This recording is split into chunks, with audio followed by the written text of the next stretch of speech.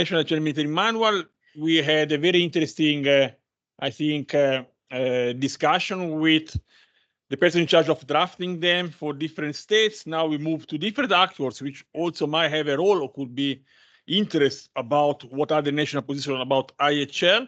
And indeed, now it's the time to host with us. I'm very glad to have with us Andres Munoz Mosquera, who is Chief of the Office of Legal Affairs at the High Command Office, NATO SHAPE. Also, in this case, I'm very sorry that I was obliged to wake up Andres very early in the morning because he's in the States himself. When we were discussing about being here in Rome, I said there could be nothing better than being in Rome in May. But then he told me, well, I already have my agenda booked for Greece in the Highland, where there is a major military course there. So I say, okay, Greece, Ireland can beat Rome, but unfortunately for him, then it was seconded to the States today. So many thanks for wake up you early. And of course, Andres will provide us a NATO perspective on national military manuals. So Andres, the floor is yours. Thank you. So Giulio, thank you very much for the invite, and I'm sorry to you and the main organizers of the conference, and I'm sorry also to the audience for probably not being too much awakened at this stage. But I think unfortunately I could not hear the other lectures and discussions that I'm sure, as Professor Bartolini said, have been very, very interesting and very rewarding. So first, a word of caution on what I'm going to share with you is that, as you know, NATO is an international organization, and also its character as intergovernmental organization makes it a little bit more different than any other international organization that you might be used to, and I refer to one, basically the European Union, so which actually informs that there is not such a thing as a power over the nations to impose certain rules or certain behaviors. So whatever happens in NATO is the result of hardcore consensus, sometimes by silence, sometimes with enormous discussions and very lengthy. But what I also can tell you is that what normally happens is that when a decision has been taken and those who have agreed to apply it, it becomes very strong. That also becomes very much as a minimum, which may satisfy everybody else without any kind of opposition. So having said that, in terms of continuing with the introduction, so the way NATO incorporates international humanitarian law is through the different members, and who are the signatories of the specific treaties relating to international humanitarian law, as you know, several of them, apart from the Geneva and the Convention and the protocols. And the main reason is that any kind of international illicit, any international wrong will be bared by the individual nations. All of you may remember very well the bombing campaign in Kosovo, and how the lawyers who were representing Serbia were very smart, and instead of taking NATO to the court, to the international court, they took them individually. So that tells you a little bit also what is the nature of NATO. But having said that, this is actually, I would say, the strength, because the nations do not want the third parties to lift the veil of the international organization, at least not to have the temptation to do it. So they are very keen on incorporating in the NATO planning procedures all the high standards that might be out there, international standards that might be out there, and international humanitarian law, and where we are at this point. So in all the planning processes that NATO runs, and they run it through the Supreme Headquarters, where I'm the director of the Office of Legal Affairs, they incorporate by default several annexes, actually 2 annexes, and that I guess that in the audience there will be some NATO lawyers or those who have been experiencing NATO planning. They have 2 annexes where they refer directly to the incorporation of elements of international humanitarian law, reminding the treaties, and also incorporating references to the what we call the TOA, the transfer of authority, and what that means in terms of international humanitarian law. Having said that, I wanted to tell you what are my concern, or what am I seeing, what am I being witness of in the new evolution of international humanitarian law. I will tell you the situation that is triggering this, and then I will do like a recapitulation. So we put aside now the introduction, and I'm not going to reinvent the wheel or say anything new that you probably have discussed in the different panels, or you maybe have been discussed in the corridors or during the breaks. But now the war in between Russia and Ukraine and the war in Gaza are going to put us probably in a different perspective on international humanitarian law. We are going to question some of the understandings, and I'm sure that probably the most important one, we are going to have discussions for years on the different standards of the use of force. It will also bring back again the discussion that I have with many of different experts, among them Professor Bartolini, the confusion between international humanitarian law and human rights. I will tell you that probably in the next year, that confusion is probably going to become official somehow, which means not the confusion itself, but the deliberate idea of putting together human rights and international humanitarian law. But this is my perspective. Okay, so the other point that I want to, I'm just doing the bullet point, is the validity of the International Criminal Court. And the other point will be law firm. So what I see in terms of what is happening in Ukraine, what is happening in Gaza, just first take into account there are completely different conflicts, different political sources of the conflict, different historical backgrounds. So we should not mix that, but probably as experts, we should take the lessons learned of what we're seeing, what is being discussed. We don't take sides, none of us, but at least we observe what is going on. So I think many of us woke up with the Bucha and other crimes that we observed, and I'm qualifying that as crimes. So I'm not going to leave it in a kind of a neutral land and not qualify them. So first thing we saw is that one of the signatories of the international humanitarian law either incorporated even by direct reference to the treaties or incorporated by reference in other treaties, as you know very well. So just committed war crimes against the civilian population. So somehow we in our ideal world that we've been building over the years, we saw that all this collapsed.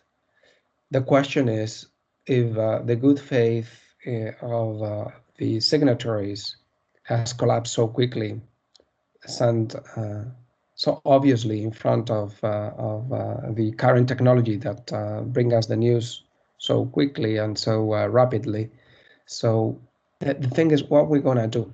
What are the mechanisms that are going to remind us that supposedly all the steps that we took forward in developing international maritime law and how we understood and the way we understood international maritime law? If you see, I have the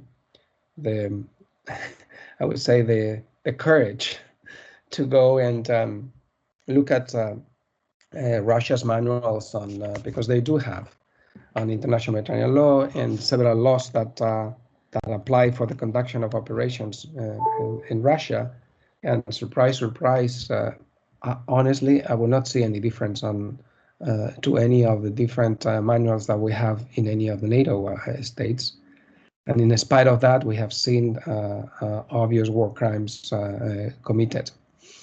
Also, we have seen that Russian soldiers are not provided with cards on rules of engagement, which is kind of supposedly a practice that all of us follow for many years, even the Russians in other operations that have been participating with NATO states. So the thing is that how, if international maritime law reached the point at a certain moment in the recent history where its obligations and how came from the fact of we want to have a good reputation as a state on international maritime law, to be considered loyal to that law that we developed after World War II, and be also considered a good partner in the advancements that we have reached the human civilization over the years, and suddenly we see that that collapses. I'm perplexed on what is coming next. For me, I am a very optimistic person, but lately I have become very pessimistic, and I don't see a good future. I see that we have not reached the bottom of this complete disregard of international maritime law and all the success that over the years, and with success between quotation marks, we have reached in terms of thinking, in spite of war being part of humanity, but that we have reached over the years. That probably we have not learned anything after World War II. That probably we have not learned anything about the different wars and the massacres that we have around the world, in Africa or in Europe in the 90s.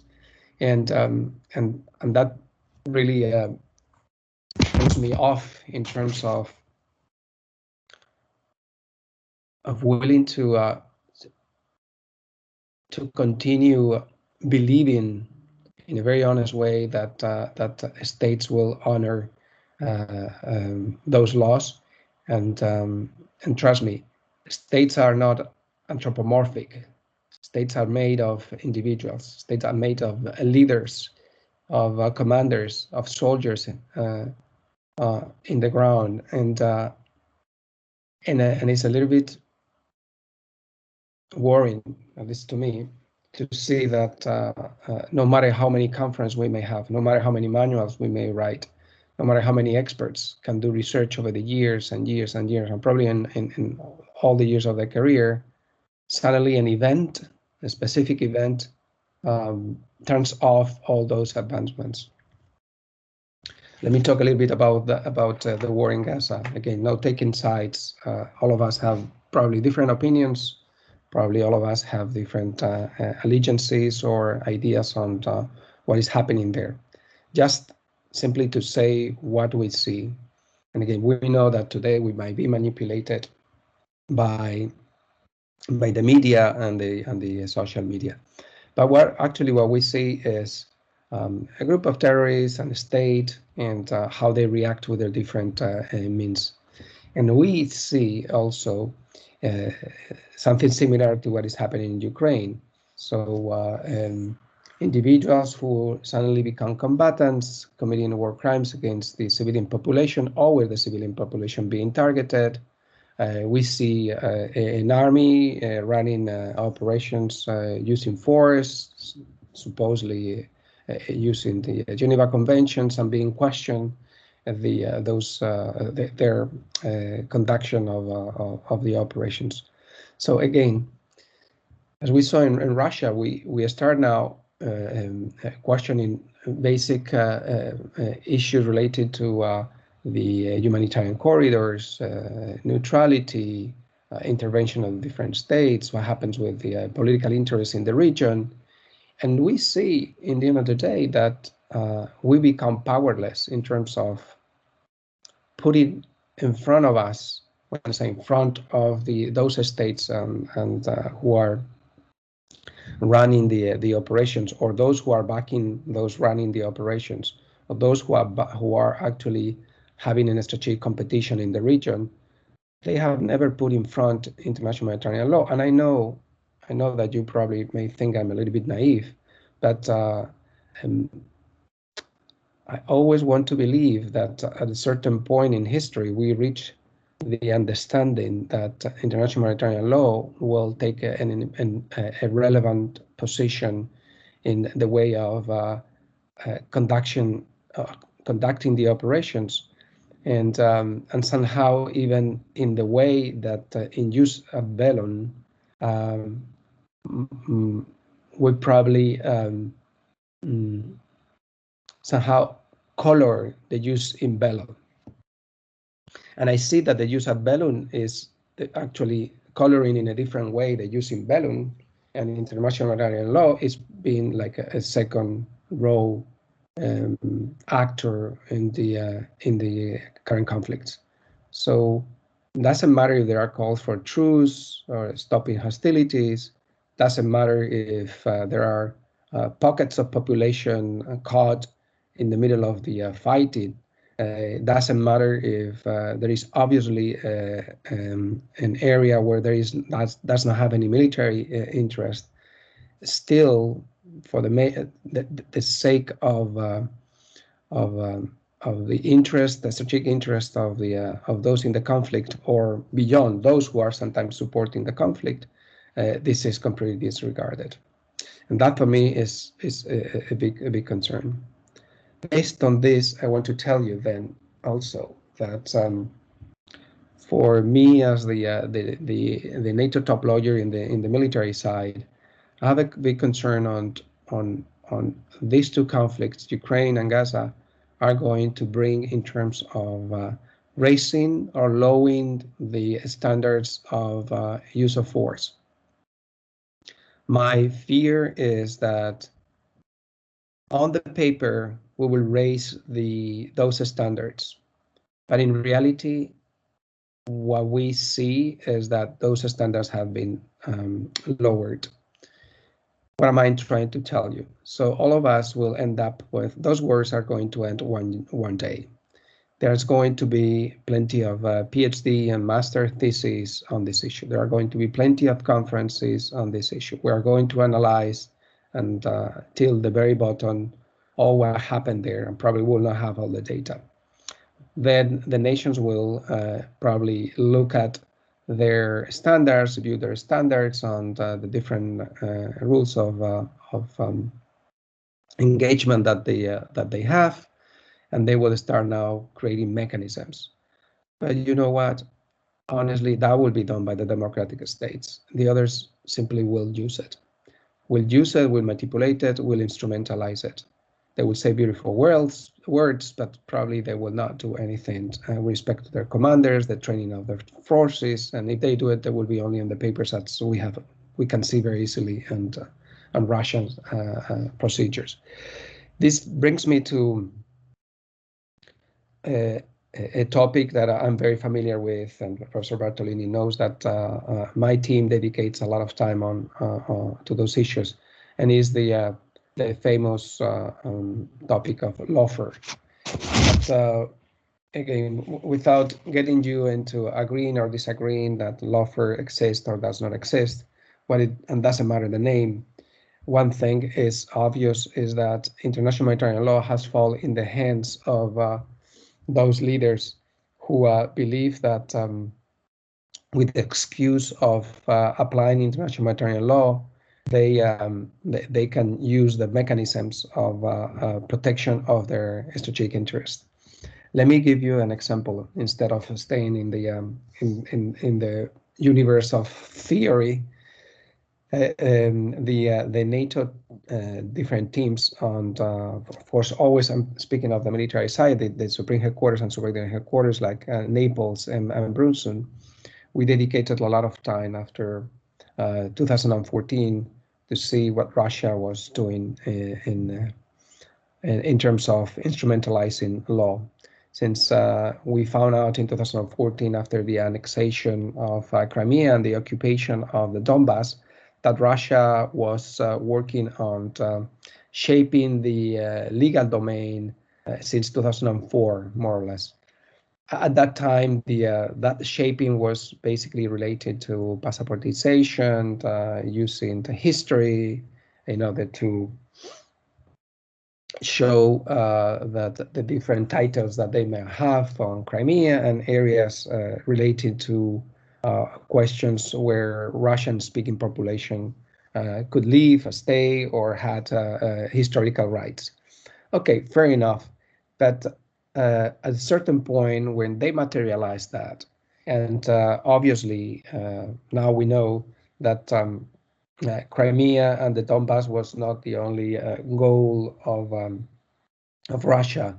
We saw anytime in 2021, between March and November, that Russia was also issuing domestic law, basically based on resolution from the Duma and also executive orders from the president of Russia. So those pieces of law were, I mean, not all of them, but a big chunk was using the excuse of the necessary intervention because international humanitarian law was being violated in the Donbass and Crimea. I still don't understand how in Crimea that could have been violated because there were no conflict. And I could understand that the excuse in the Donbass could be very possible, since actually, as you know, there were always Ukrainian brigade fighting the militia in the Donbass since 2014. So what basically Russia did there is that they presented the case of a violation of international law, and they preparing the case and preparing what we call the legal battlefield. They issue several statements given by plenipotentiaries, which means that they have some kind of bindness and on the activities of Russia as a state. So it is binding those activities and creating legal obligations. In this case, legal obligations from Russia with respect to protecting the civilian population, Russian-speaking population. So the issue of kind of what I said, pieces of law manipulating international humanitarian law, saying that the Ukrainian government was violating. I don't remember very well the points, but this in internet will not have many difficulties on this. And what the result of this, what I wanted to tell you, is that the result is that in the end of the day, we become very uncertain of if the claims of violation of international humanitarian law mix definitely with human rights violations are really legitimate. That people are suffering, it was obvious at the time in the Donbass, one side and the other side. The thing is that if there was a legitimate call from Russia on the actual violation of international humanitarian law, and we have seen this being repeated, and also in Syria, at the time by ISIS, on the manipulation and use of human shields. We're seeing that in Gaza, not in all Gaza, but some parts of Gaza, the manipulation and use of human shields deliberately and with no actually shy by the different forces fighting there. So, and with this, I want to start reaching this part and get to the conclusion. So the other point is the International Criminal Court. The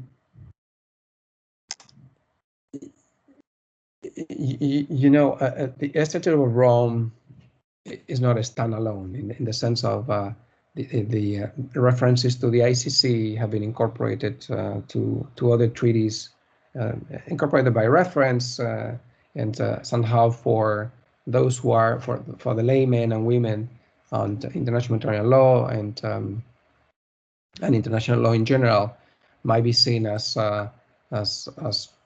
something on a standalone. But the Statute of Rome has also created ways of understanding crimes committed all over the world. We know that they focus at the very beginning very much on Africa, and lately they're moving. Thank God, they're moving to somewhere else. But what I see now is that I become very doubtful of the political interest of the International Criminal Law, International Criminal Court, and how much might be used and politicized by the different members and those who are not members of the ICC, and simply because. And I'm getting back to the very beginning of my comments, is that I'm not sure anymore that people understand in an honest manner how international maritime law works, and I really put in doubt that states or non-state actors, they are really honoring international maritime law instead of manipulating it and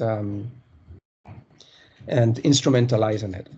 So that is why I have lost my hope on if the ICC is going to be the tool that we really need at this point, or we need a group of good-willing states, experts, in order to remind everybody else the relevance of international maritime law and the real dangers that are looming, when I say not even looming in the horizon, that we are witnessing in Ukraine and in Gaza, and I'm sure that it will come because that is a slippery slope that will surely have a repercussion somewhere else in the world. And there will be individuals and leaders that will disregard. If this happened here, why this is not going to happen where I am? If they disregarded in Gaza, they disregarded in Ukraine, what they are going to focus on what we are doing. And with this, the conclusion that I want to share with you is that first, as a NATO official, I can tell you that we are driven by the different states, in this case, liberal democracies, members of NATO. We are incorporating in our planning process, especially now that NATO is in the mode of defense of the territory. We trying to incorporate the lessons learned of the different conflicts we've been involved. As you know, all the work done by the ICRC, an immense and superb job done by the ICRC on the development of international maritime law. So we are there.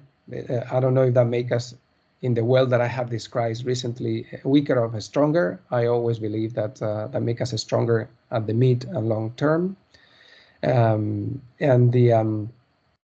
the other point is that, which is my view, very personal view, I'm a little bit pessimistic for the next years to come on that international maritime law will keep being instrumentalized by certain powers, those who are presenting themselves as an alternative or questioning the development of international law in general after World War II. So with this, again, I'm not sure that Thank you, Andres. Yes. Yeah. I have lived up to your expectations in terms of being No, awake. thanks. So basically, you gave us, of course, also a broad overview of where basically national military manuals and IHL in general is currently the current challenges, which of course should also be reflected in the national military manuals. Of course, you gave a bit pessimistic, and one could say eventually also realistic. It depends on the point of view of what is the state of the art. But of course, we take your position there. Now we move on the contrary to Julie Defol. She is a ICRC legal officer in the Paris delegation. She will, of course, provide an ICRC perspective on national IHL military manuals. Julie, I'm very glad you are here with us. So maybe you can also give a different perspective on the state of the art of IHL, please. All right. Well, thank you very much, Giulio, for this introduction, and thank you for inviting the ICRC to be here. It's a real pleasure to be part of this conversation. I just want to acknowledge what just happened, the conversation that we just had that Mr. Munoz Mosquera brought to the table, which for me is just taking us back to what we're all trying to do, which is to enhance the protection of people affected by armed conflict. So it's just, for me, I'm going to go back to the subject of military manual, but just to say that that's what we're all here to do. And I think that's really important. So regarding the conversation that has been had before, and I was really happy to hear, and of course not surprised, but we have a lot of similarities in the way we see military manuals, in the way we want it to be drafted with the people who were around the table. There was also some disagreement with the ICRC that I will acknowledge and talk about later in my presentation. So first and foremost, I want to say that military manuals are a tool for states to respect and ensure respect for IHL. This is an obligation which is in common Article 1 of the Geneva Convention, and also it's customary. States also have an obligation to disseminate IHL, and this is in the Geneva Convention, also in the Convention on the Protection of Cultural Property, on the Convention on Conventional Weapons, and so on. So first, I'll talk about the role of the ICRC in providing assistance in the dissemination of IHL into military manuals.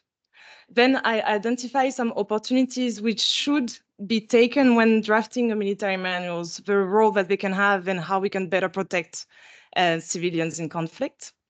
And finally, I will list some challenges that the ICRC has identified and give some leads and idea on how it's been tackled and how it can be tackled in the future. So regarding the role of the ICRC, so as a reminder, I'm sure a lot of people in the room know, but through the Geneva Convention and the additional protocol, and through the statutes of the International Red Cross and Red Crescent movement, the ICRC has a mandate to promote understanding, dissemination, and compliance with IHL and other rules protecting people in armed conflicts and other situations of violence. Currently, as it has been said already today, the ICRC supports the work of armed carriers by initiating courses, seminars, and workshops for the production of existing doctrines and manuals. The ICRC also provides support in planning exercises. So it works with troops, and my colleagues, they play their own role. They play the ICRC in the planning exercise, and they give direct feedback for better integration of the law. And regarding military manual more precisely, the ICRC has a history of promoting the creation and development of military manuals. I don't know if you're familiar with it, but there was the Moulinen Manual published in 1987. It's an handbook which was focused on training, but it actually remained an ICRC bestseller for decades, just to show that there was a need to have this type of guidance. More recently, in 2020, the ICRC published a handbook on international rules governing military operations. So the goal of the handbook is to provide guidance for military commanders and staff. It clarifies the law, and it makes it accessible to all armed forces to be applied in operation with the greatest humanitarian impact. So combat operations, law enforcement operations, and peace support operations. So this book is a great tool, but of course it cannot replace the National Military Manual because it doesn't have all the specific conventions and law binding for each and every state. Another way in which the ICRC work for a better integration of IHL within military manuals is to publish guidelines So notably guidelines on the protection of the natural environment in armed conflict. So we published some in 1994. Some of them, a lot of military manual included the guidelines into it. And just a reminder in the room that there is an updated version, 2020, and we are always asking for states to integrate it into their military manuals. So moving on to the opportunities that the ICRC has identified on how we can use military manuals. So, of course, integrating international law into operational practice of armed forces is key to ensuring legally compliant behavior of armed forces.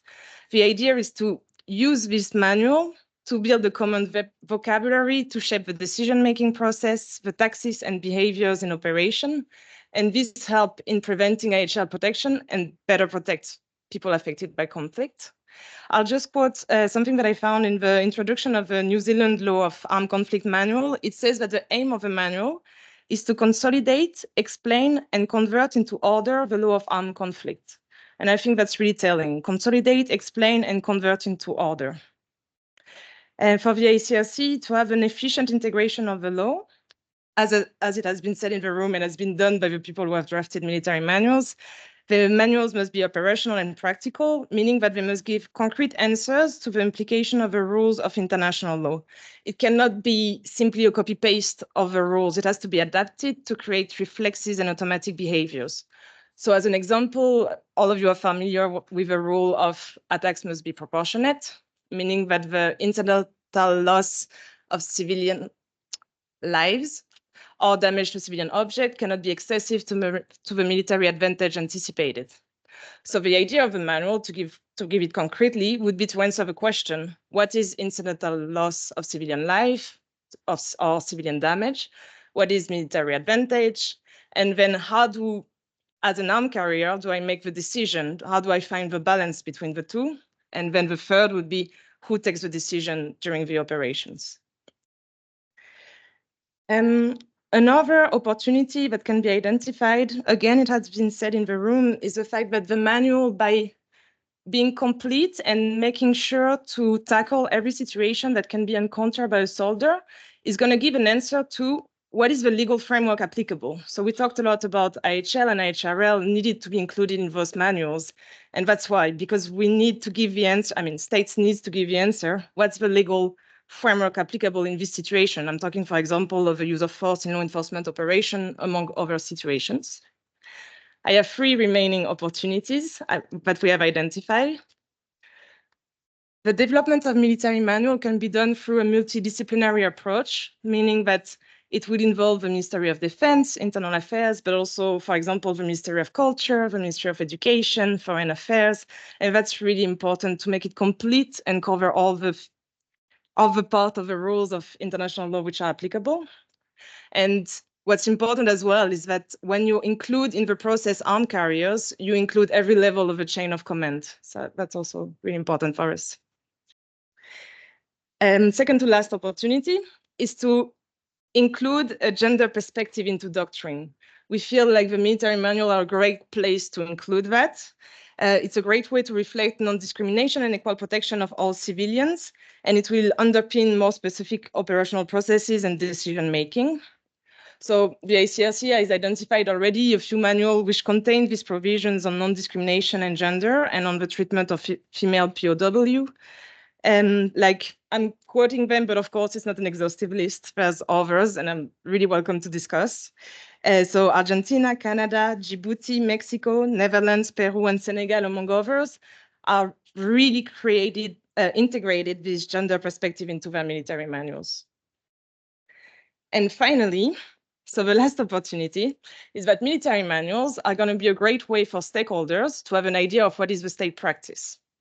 When I talk about stakeholders, I'll talk, of course, of the ICRC as part of them, and the ICRC is going to use those military manuals to identify state practice, and it's going to be used in our customary IHL study.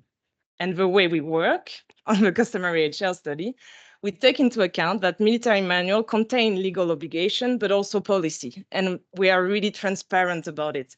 When we use and quote the military manual, we will make the difference. What is a legal obligation and what is the state going, I don't want to say further, but what is the state's policy to better protect the population, going a bit further than what's strictly required by the law.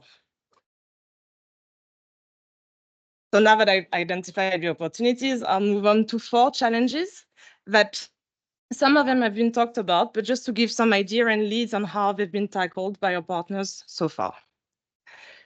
So as we all know, the international law, which is relevant for military operation, is full of different treaties and customary rules. It comes from different legal framework. And a lot of times, those rules, they're not going to have obviously an operational meaning. It's going to have to be adapted. So the manuals are going to be lengthy. And so the idea of the manual is to be easy to use and easy to find the answer that you're looking for. So I'm really talking about a practical example of having a table of content, which is extremely precise. I personally use the PDF version most of the time. So if you can have links, that's really important. So you just click and then it's really easy to find the answer. And I think that's a way to tackle this idea that no matter what, the manual is going to be lengthy. So then another challenge is that, as we all know, knowledge of the law is not always sufficient to guarantee compliance. A lot of times you have armed carriers who commit violations, even though they are aware of the law, they adhere to the law, but there's more difficulty. It could be sometimes insufficient skills, wrongful behavior, the lack of adequate equipment, inadequate understanding of the law, and so on. A lot of studies have been published. And so that's why all the knowledge of the law needs to be translated into appropriate behavior, and the manual needs to be as operational, useful, and practical to the decision-making as possible. It cannot be a tool reserved for experts or academic, as has been said before. The military manuals are meant to give a general frame to what must later be respected by other more operational tools, such as standard operational procedures or rule of engagement, for example. 2 remaining challenges. So today the war is fought in a variety of forms all over the world, really different to the way war is fought when the oldest IHL treaties were redacted. So the military manual must reflect the way war is fought today, including complex situations, current and future challenges, such as urban warfare, maintaining law and order during violent demonstration, cyber, autonomous weapon, artificial intelligence, large-scale operation. And that demands a lot of work, but it is necessary for military manuals whenever possible to include the subject into them. Finally, IHL is an evolving body of law. As the ICRC, we know it. We work on it all the time. We work on the most novel issues of IHL. So the military manual must reflect the current ongoing legal discussions. So the law applicable to foreign intervention, the internment by non-state armed groups and of members of non-state armed groups, the concept of direct participation in hostilities, etc. So that means that military manual must be regularly reviewed to make sure that they keep up with the most recent development. So to give you an example of a way states can project to have a regular review of their manual, during the 33rd International Conference, so for those who were there yesterday, I think you were taught about the international conference, which is going to happen in October, International Conference of the Red Cross and Red Crescent Movement. So during the last one, Belgium made a pledge to revise its own military manual. And Finland made a pledge to incorporate information on the protection of the natural environment in armed conflict into military education material. So just to give an idea, that could be also a forum to tell states, you can actually make the pledge and then it will be done before the next conference. And finally, as you know, and some of you have actually worked with the ICRC on this, the ICRC, through confidential and bilateral dialogue, can review some sections of military manuals. And finally, to conclude, military manuals are for the ICRC a really important tool for the integration of international law into the behavior of armed forces, but it's not the only one. Other documents integrating IHL must be made available to soldiers, such as training manuals, instructor handbooks, standard operating procedures, rules of engagement, and pocket cards. And measures must be taken to make sure that culture, socialization, and practical training within the armed forces reflect IHL values. Thank you for your attention.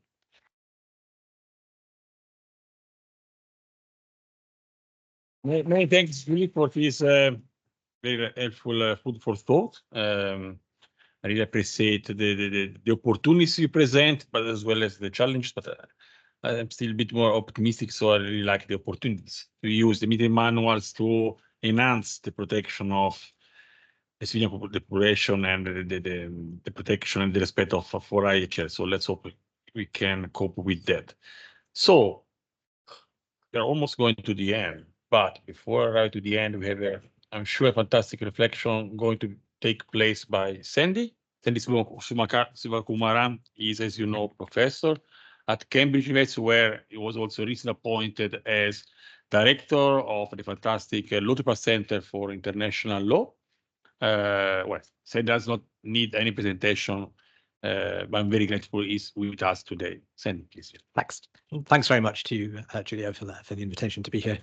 It's really been and Sandy is also one of those, sorry, because otherwise I forgot, the link charged for the revision of the fantastic UK military manual. So it's been really a fascinating morning, both as an academic, but also, as you just indicated, as someone who's involved in the updating of the UK manual. But I'm very much here in my personal capacity and speaking in a personal capacity. And I've been furiously making notes throughout the morning. So in my concluding remarks, I want to say a few words about a different audience of manuals and the ways in which that different audience uses these IHL or LOAC manuals. States manuals, as we heard, are obviously important for those who are part of the state's armed forces, what I call the internal audience, but there's also that important external audience of manuals, albeit they are, or they tend to be a subsidiary audience. And that audience includes international courts and tribunals, the ICRC, experts, academics, and so on. So what I'll do in the next 2 minutes is talk about the ways in which, the different ways in which the external audience uses states' IHL manuals, but also what this means for the drafting of manuals. And I think there'll be a neat link between the presentation that we just heard. So first of all, there's the use of LOAC manuals in the formation of rules of customary IHL. As we just heard, the ICRC has made copious use of states' military manuals in its identification of rules of customary international humanitarian law. If we think of the ICRC's study, volume 2 of that study entitled Practice is full of references to states' military manuals. In fact, a purely impressionistic view of volume 2 suggests that states' military manuals are one of, if not the single most cited type of document. Courts and tribunals also use states' IHL manuals in their own identification of rules of custom. One only need look at the jurisprudence of the International Criminal Tribunal for the former Yugoslavia for evidence of that proposition. The appeals chamber in the Tadic case famously identified 4 conditions that had to be satisfied in order for a violation of IHL to be considered a war crime for the purposes of the ICTY statute. The 4 criteria, the 4 conditions were first, that there had to be a violation of a rule of IHL. Second, that rule had to be a rule of custom or a rule of conventional law. Third, the violation was serious. And fourth, it must entail the individual criminal responsibility of the accused.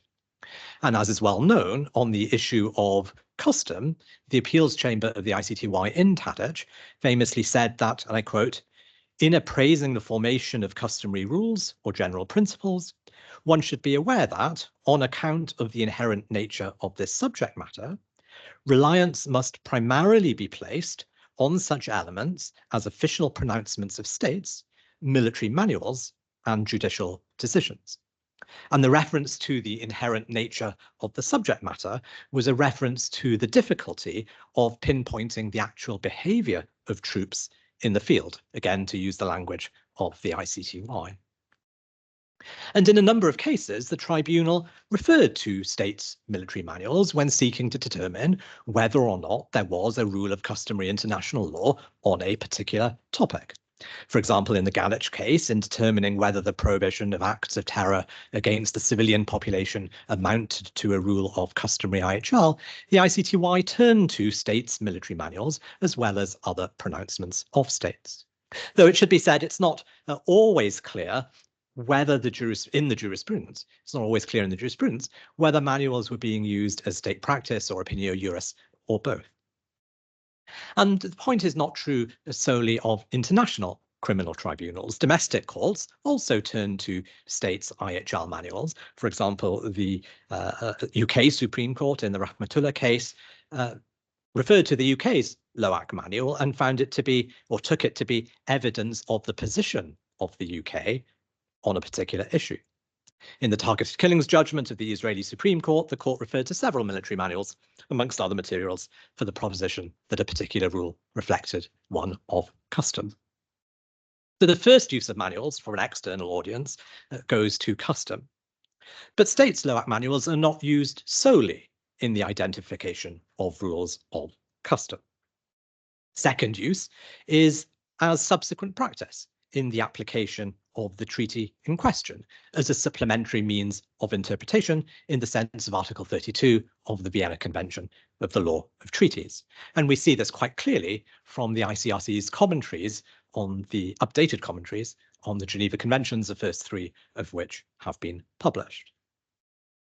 A third use of manuals is that they're cited simply as examples of practice to inform the reader. So to convey to the reader a range of different practices. And again, we see that in the ICRC's commentary. Fourth, states' LOAC manuals might be helpful when other states prepare their own manuals. One of the things a drafter might do is turn to recently published manuals of other states to identify the sorts of issues that might be pressing, that the state might want to think about and express a position on, as well as to see what other states' approaches are to that particular issue. Fifth, there's an interesting connection or interplay between states' LOAC manuals and so-called expert manuals.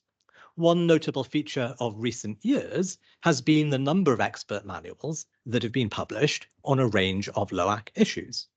We might think of the San Remo manual on the law of armed conflict at sea, the Tallinn manuals, the air and missile warfare manual, the Oslo manual, the Newport manual, and so on and so forth. And there are at least three important intersections or connections between states' LOAC manuals and expert manuals. Expert manuals are frequently concluded when there is a gap in the law, or at least a perceived gap in the law, coupled with a sense that that gap needs to be filled. And sometimes the gap arises precisely as a result of the lack of hard law in the area and the lack of, or the fact that states sometimes don't make their positions known on particular issues. And we might think as an example of that point, cyber warfare at the time the first Tallinn manual was being drafted, or issues relating to the law of armed conflict at sea at the time the San Remo manual was being drafted. Relatedly, so another interconnection is that in the drafting of expert manuals, the drafters will often turn to state manuals to assist them. And that's often done up front. For example, in the first Tallinn manual, the drafters were quite clear that they had regular recourse to a number of manuals. At times, the reverse is also true. We heard this morning that states will sometimes draw on expert manuals when they prepare their own manuals, and it's particularly notable in the context of the San Remo manual on the law of armed conflict at sea. A number of states drew on that manual quite extensively, sometimes even adopting, copying and pasting passages into their own manuals. So what does all this mean then for the drafting, the preparation of states' LOAC manuals? Well, here I think there's an interesting parallel with the use of state manuals by internal audiences. And I'll also reflect on some of the interventions from this morning. First of all, I think the external use of state manuals suggests that if a state wishes to have a broad influence on the making and shaping of the law of armed conflict, one way to do so is precisely to publish a LOAC manual. Given the regular resort to and copious references to states' military manuals in influential outputs, such as the ones I mentioned, if a state does not have a LOAC manual, it might lose out on this broad lawmaking and shaping influence. And so that's the idea of the manual as soft power. Indeed, given that so many states do not have up-to-date LOAC manuals, the states that do have them tend to see disproportionate citations to them, and they in turn have disproportionate influence. Second, there's a need then to keep LOAC manuals up to date. In the last few years, or in recent decades, we've seen significant developments in the world at large, and accordingly, also in armed conflicts. In the law of non-international armed conflict, for example, we've seen quite a change in the development of that body of law in recent decades, following the extensive jurisprudence of the ICTY in particular, as well as the ICRC's customary study. So there's a need to ensure that states' manuals reflect their current position, for example, on the extent of the law of non-international armed conflict, which may perhaps explain also why some states have integrated the law of non-international armed conflict throughout the manual, whereas others have kept it as a separate chapter. Likewise, in light of developments in technology, it might be useful for states to set out their position on issues of cyber matters or AI or other new technologies. Likewise, states could usefully clarify applications of the law to new domains and so on. Third is the issue of accessibility. And accessibility here means many different things. There's accessibility in the sense of readability, right? It's about knowing the audience or audiences of the manual. Not to make it too dry, perhaps to use bold, boxes, diagrams, making sure that the answers are easy to find. But there's also accessibility in a different sense, another sense. Again, one of the interesting features about manuals which have been published in recent years is the tendency to translate them into English. And that makes them accessible to a much broader audience, as does publishing them online, making them freely available. And again, this goes to that idea of manuals as exercising broader influence, manuals as soft power. It also goes to that very important point that manuals shouldn't be seen as completed once they are published in PDF or in print format. That's in many ways the beginning of the end or the end of the beginning. And there's a continuous journey to go on. And then just the fourth and final point, perhaps to bear in mind, given the different uses of LOAC manuals by these different audiences, and the use of the manuals to identify the law, interpret the law, develop the law, and so on, it might well be important for a state to distinguish between bits of the manual that express the state's legal position on an issue and the bits of the manual that reflects perhaps a policy position on an issue. And that way, the state's policy position will not necessarily be treated as its legal position. And with that, I will end that. Many thanks, Sandy. This presentation is very helpful to wrap up what we discussed. We are a bit late, but I will still prefer to have a couple of questions from the students, so we can pick up some questions from the students, 2, 3, if any. We were so active yesterday, today you are being destroyed, but if you have any question for the speaker, feel free. Otherwise, if that's not the case, that's I think you are still studying. I simply stop the record so you can make any joke you want.